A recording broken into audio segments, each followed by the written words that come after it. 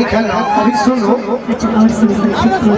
और बिया है कोई बोला भाई बैठो।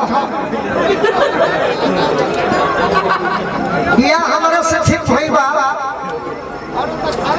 जब हम तहरा के देखले बनी तो पागल भइल बनी। जब पागल भइल बनी कहे हल्ला होता नहीं चाचा ना अब तुरंत गवाएगा कहो देरी ना अरे बापा पुरस्कार होता गाना कहो गाना अंकल है। पहले आपको बोले कि हमको हाँ वो तो अच्छा नहीं था। अरे तब तक मेरे माता के विजय चाचा मास्टर साहब हैं। अरे बोलो ना। अरे रहो सो तू कह हम यही बात कहला कि तू बेटा